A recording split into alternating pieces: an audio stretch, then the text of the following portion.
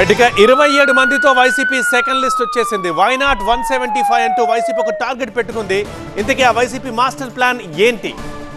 ఇప్పటికీ 38 నియోజకవర్గాల్లో ఇన్ఛార్జ్లని ప్రకటించింది. 11 మంది సిట్టింగ్ల సీట్లు గల్లంతయ్యాయి. అయితే వారసుల రూపంలో 6 సిట్టింగ్లకు మాత్రం ఊరట దొరికింది.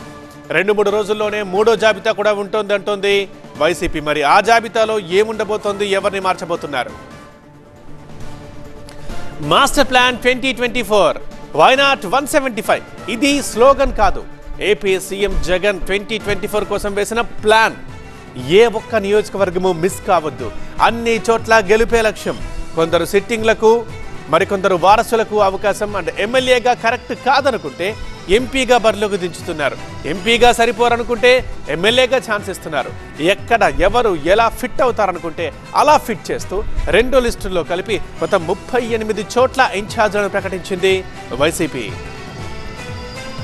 ఇందులో 11 మంది సిట్టింగ్ల స్థానాలు గల్లంతయ్యాయి. గుడివాడ ఎమ్మెల్యే మంత్రి అమర్నాథ్కి ఈసారి అవకాశం దక్కలేదు. సీఎం జగన్ నిర్ణయానికి కట్టుబడి ఉంటామంటున్న అమర్నాథ్ ఆయన ఏం ఆదేశించినా దాన్ని ఫాలో అవుతామని చెబుతున్నారు. జగన్మోహన్ రెడ్డి గారు అనేటువంటి ఒక నాయకుడు ఈ రాష్ట్రంలో ఉన్నటువంటి 175 నియోజకవర్గాల్లో పెట్టాల్సినటువంటి అభ్యర్థుల కోసం ఎక్కడా కూడా కన్విన్స్ కానీ కాంప్రమైజ్ అయ్యేటువంటి ప్రసక్తే లేదు. ఈ రాష్ట్రంలో మళ్ళీ పార్టీ అధికారంలోకి రావాలి, రాష్ట్రంలో ఉన్నటువంటి 5 కోట్ల మంది ప్రజలకి మంచి చేయాలి.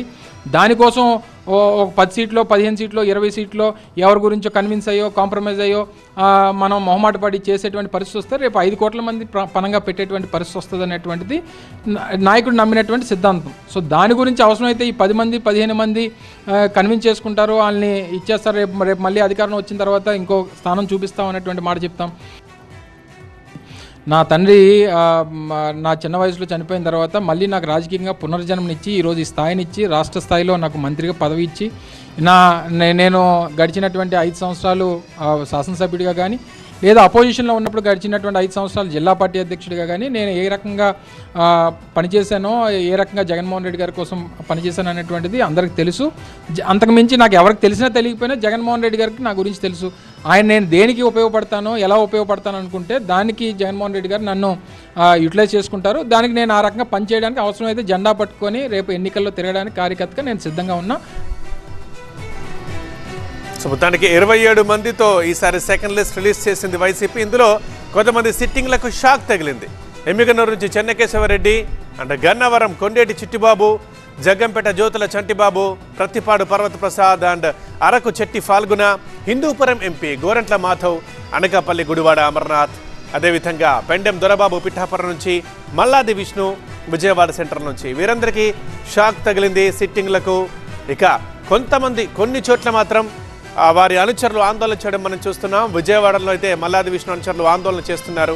అంటే అంతకుముందే చంటిబాబు అనుచరులు కూడా మనం ముందుగానే టికెట్ వద్దు అని చెప్పారు కాబట్టి అప్పుడే అనుచరులు ఆందోళన చేయడం మనం చూసాం. బట్ చాలామంది కొద్ది రోజులుగా లిస్టు ప్రకటించక ముందు నుంచి కూడా అందరూ జగన్ వెంటే ఉంటామంటారు. ఒకసారి వారసులు ఒక 6 ఊరట దక్కింది. వారికి సీట్లు రాకపోయినా వారి వారసులకు కేటాయించింది వైసీపీ.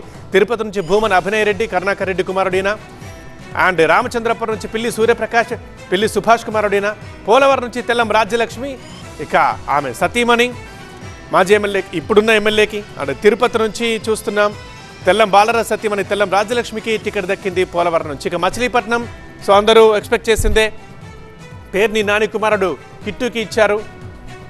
చంద్రగిరి నుంచి చెవిరెడ్డి మోహిత్ రెడ్డి, ఆయన చెవిరెడ్డి భాస్కర్ రెడ్డి కుమారుడు. అలాగే రామచంద్రపురం నుంచి పిల్లి సూర్యప్రకాష్, ఈయన పిల్లి సుభాష్ కుమారుడు.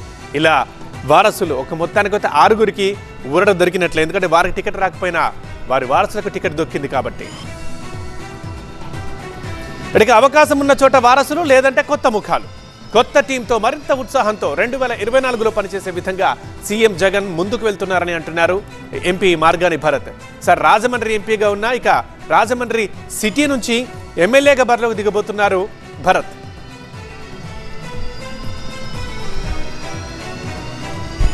మీరు ప్రజల్లో ఉండాలి, మీకు 6 నెలలు టైం ఉంది, మీరు అందరి దగ్గరికి వెళ్ళండి, మీరు ప్రజల మనసులను గెలుచుకోండి అని మాకు క్లియర్గా చెప్పారు. ఇప్పుడు జనరల్గా ఏ రాజకీయ పార్టీ అయినా కానీ అందులోనూ ప్రత్యేకించి జగనన్నను చూసినట్టయితే జగనన్నకి కాన్ఫిడెన్స్, రెండోది ఏంటంటే ప్రజలపైన నమ్మకం.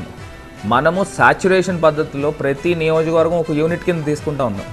అసలు మనం కుప్పం ఎందుకు గెలవలేము? అసలు కుప్పంలో చంద్రబాబు నాయుడు గారు ఇన్ని సంవత్సరాలు ఏం చేశారు? ఇప్పుడు జగనన్న ముఖ్యమంత్రి అయిన తర్వాత కుప్పం నియోజకవర్గానికి ఎంత డెవలప్మెంట్ చేశారు?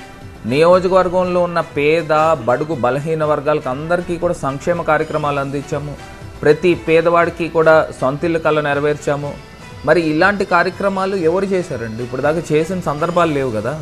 ప్రతి నియోజకవర్గం ఒక యూనిట్ కింద తీసుకుంటున్నాం. సాచ్యురేషన్ పద్ధతులు అన్నీ కూడా చేస్తున్నాము. అందు గురించే మాకు కాన్ఫిడెన్స్ కూడా ఏదో మాట వరుసకి వై నాట్ 175 అని చెప్పిన అంశం కాదండి. ఇక్కడ ప్రధానంగా మనం చూసినట్టయితే స్టార్టింగ్ నుంచి కూడా గౌరవ ముఖ్యమంత్రి వర్యులు ఎన్నో అంశాల గురించి చెప్తా ఉన్నారు. మనల్ని నమ్ముకుని కోట్ల మంది ప్రజలు మనల్ని నమ్ముకుని ఉన్నారు. వాళ్ళకి న్యాయం చెయ్యాలి అని అంటే మీ గ్రాఫ్లు పెంచుకోవాలనేది ముఖ్యమంత్రి గారు స్టార్టింగ్ నుంచి చెప్పిన అంశం. సో దాంట్లో భాగంగానే ఇవాళ మనం చూసినట్టయితే సాధ్యమైనంత వరకు సిట్టింగ్ని కంటిన్యూ చేస్తూనే కొంతమంది ఫ్రెషర్స్కి కూడా అవకాశం కల్పించారు. ఇవాళ